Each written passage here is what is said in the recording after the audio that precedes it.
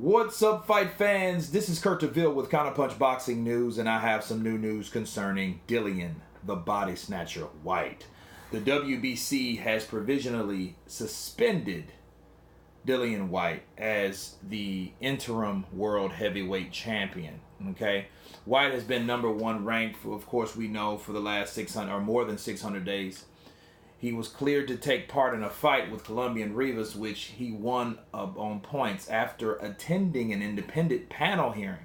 Okay, in a statement on Tuesday, the WBC said the A sample UCAD collected from Mr. Dillian Whyte in relation with his bout against Oscar Rivas yielded an adverse finding. In light of the adverse finding and pending the outcome of the WBC's own investigation, the WBC is provisionally suspending the WBC recognition of Dillian Whyte as WBC interim world heavyweight champion and mandatory challenger of the division. So, provisionally, what that means is temporary. So, it's nothing permanent yet. As they state, the WBC has notified Mr. Whyte and his team of the WBC suspension, and that it will afford Mr. Whyte the opportunity to present its position to the WBC at an investigative hearing, which will take place sometime in the near future. Okay. Throughout its investigating and hearing, the WBC will afford Mr. Whyte and his team the opportunity to present any available information and materials that might deem appropriate. Okay. Now, the UK anti-doping UCAD has so far declined to comment, while the British Boxing Board of Control underlined its policy of putting its anti-doping procedures, decisions, and sanctions and suspensions in the hands of UCAD. So, that means they have put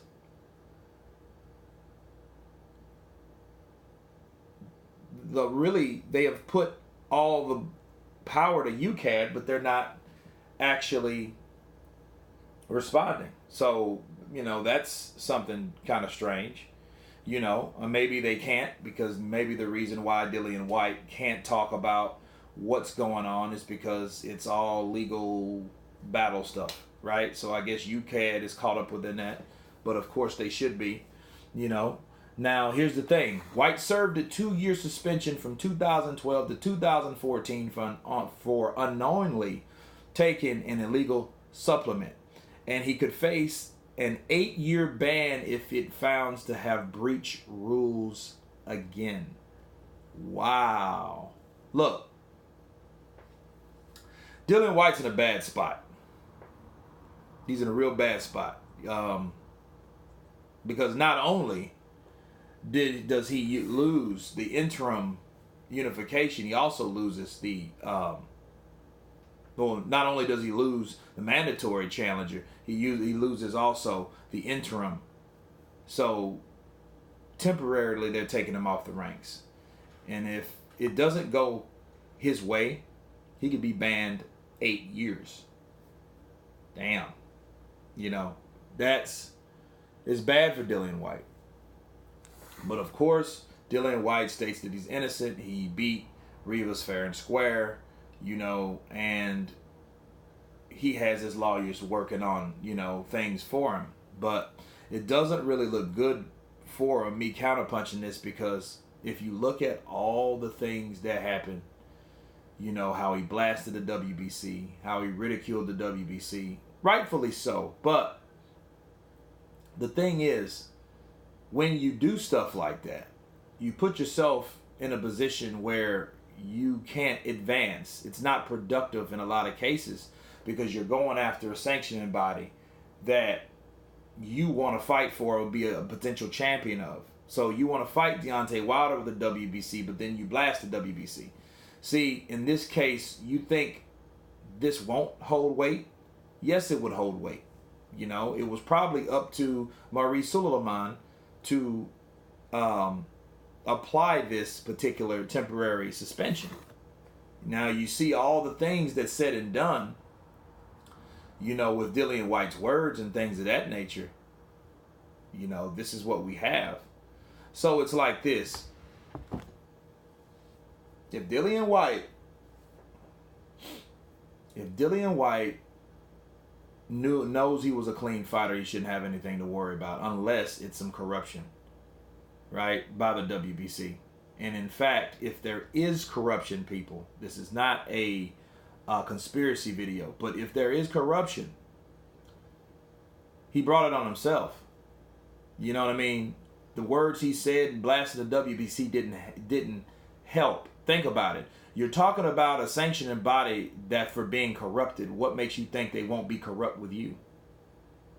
What are the odds of Dillian Whyte fighting for a mandatory position and given a deadline to fight whoever the WBC champion is by May of 2020?